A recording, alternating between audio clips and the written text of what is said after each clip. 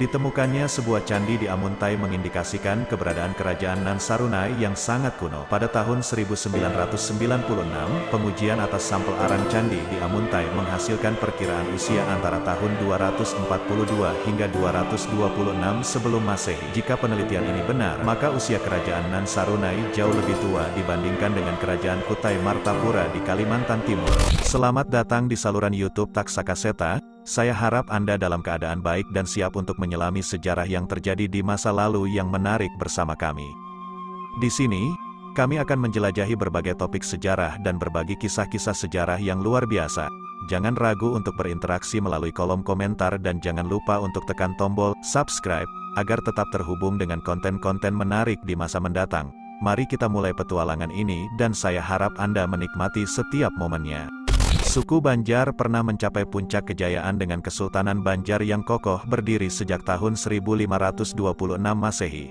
Namun, sebelum kedatangan pengaruh Islam yang melahirkan kesultanan ini, catatan sejarah panjang suku Banjar dimulai dari masa Hindu-Buddha, ditandai dengan berdirinya Candi Laras dan Candi Agung.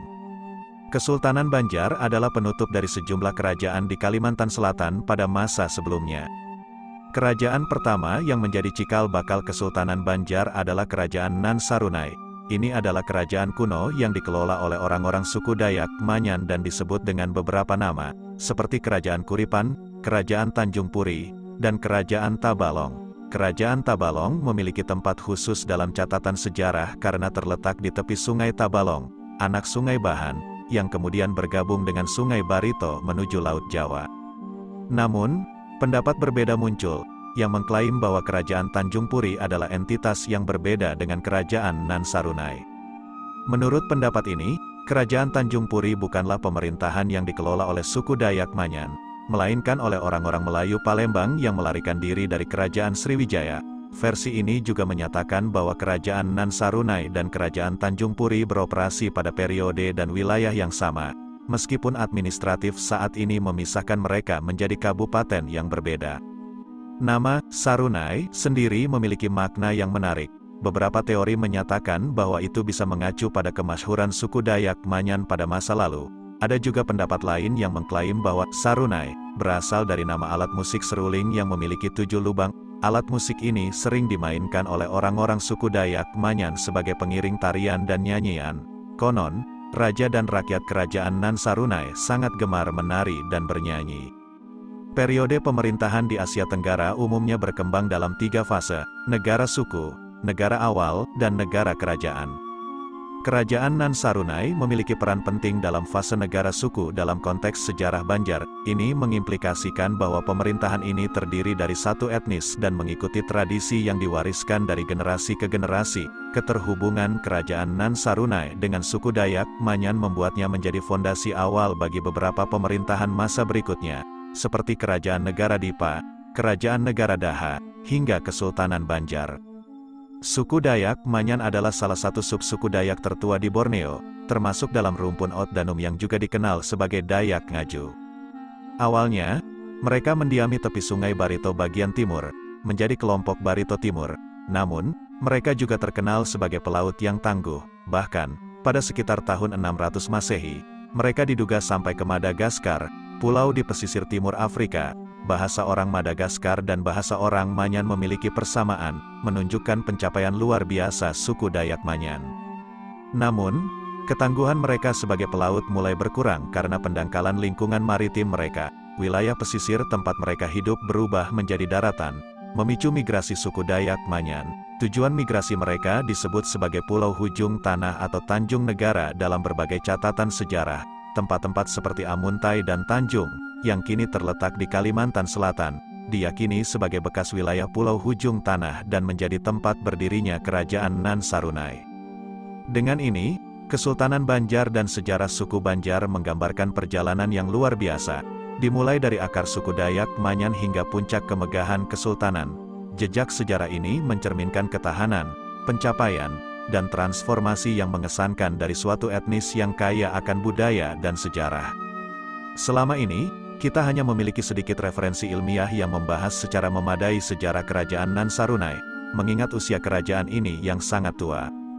Informasi yang kita miliki terutama bersumber dari cerita lisan yang terdokumentasikan dalam Hikayat Banjar. Sejarah Indonesia, pada umumnya, sering diceritakan melalui historiografi tradisional seperti babat, hikayat, atau cerita rakyat.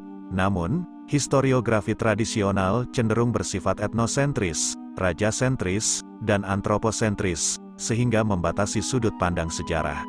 Hikayat Banjar, yang panjangnya mencapai 4.787 baris atau 120 halaman, sebagian besar fokus pada kerajaan-kerajaan setelah era Kerajaan Nan Sarunai, seperti Kerajaan Negara Dipa, Kerajaan Negara Daha, dan Kesultanan Banjar. Riwayat Kerajaan Nan Sarunai hanya tersirat dalam tradisi lisan, nyanyian suku Dayak Manyan, Wadian, yang turun-temurun diwariskan.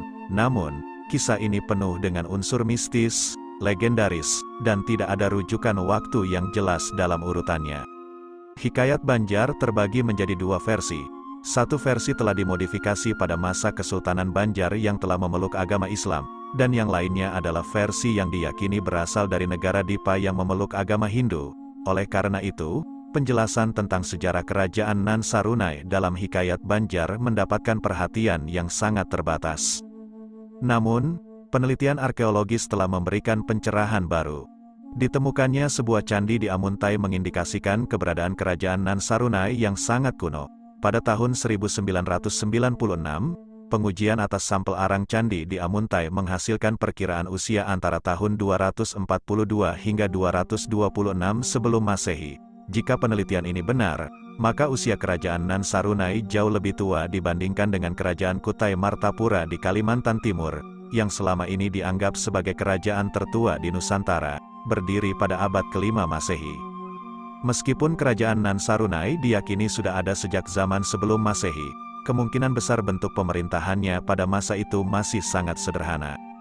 Pusat pemerintahan Kerajaan Nan Sarunai diduga beberapa kali berpindah di sekitar Kabupaten Hulu Sungai Utara dan Kabupaten Tabalong saat ini, tetapi tetap berada di sekitar Sungai Tabalong. Selain Pulau Hujung Tanah, leluhur suku Dayak Manyan konon juga tinggal di tempat yang selalu diliputi awan, yang mungkin merupakan simbolisasi dari negeri hayangan atau setidaknya tempat tinggal dewa-dewa menurut arti kiasan.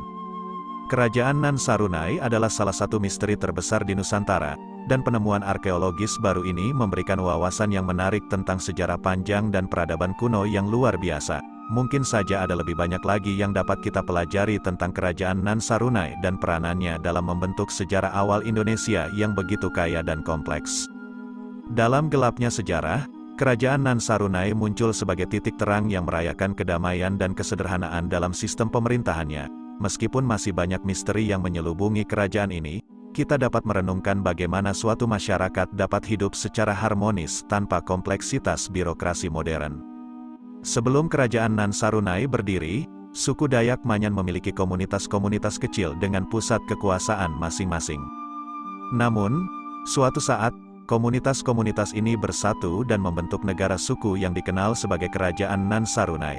Sistem pemerintahan Kerajaan Nan Sarunai dapat digambarkan sebagai primitif, dalam arti positif. Di sini, tidak ada birokrasi kompleks atau staf administrasi yang ditemukan dalam struktur pemerintahan. Masyarakat Manyan hidup harmonis berdasarkan aturan adat yang memuat hukum tradisional dan larangan-larangan. Hubungan dalam Kerajaan Nan Sarunai sangat erat, mengikuti jalinan kekeluargaan genealogis yang disebut Ipulaksanai, yang berarti bersambung usus. Ini mencerminkan ikatan saudara atau kerabat, yang membuat Kerajaan Nan Sarunai berperan sebagai media untuk kepentingan rakyatnya. Kekeluargaan adalah pondasi penting dalam hubungan interpersonal di kerajaan ini, dengan raja tetap memiliki otoritas tertinggi sebagai kepala suku dan pemerintahan.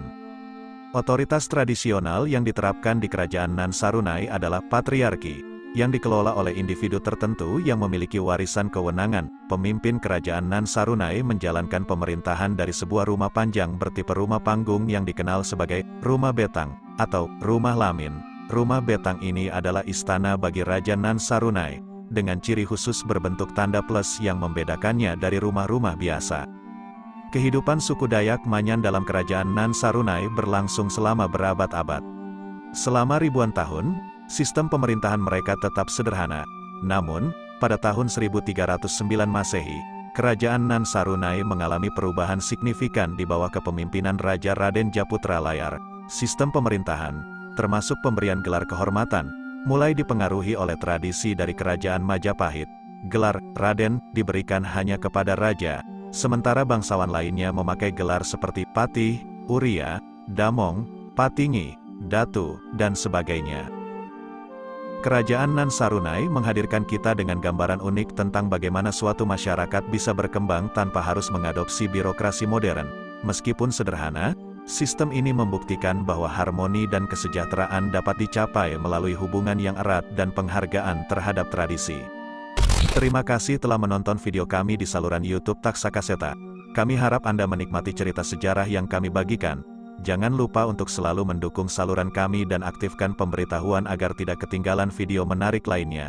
Sampai jumpa di petualangan kisah-kisah sejarah selanjutnya. Salam pecinta sejarah dari Taksakaseta.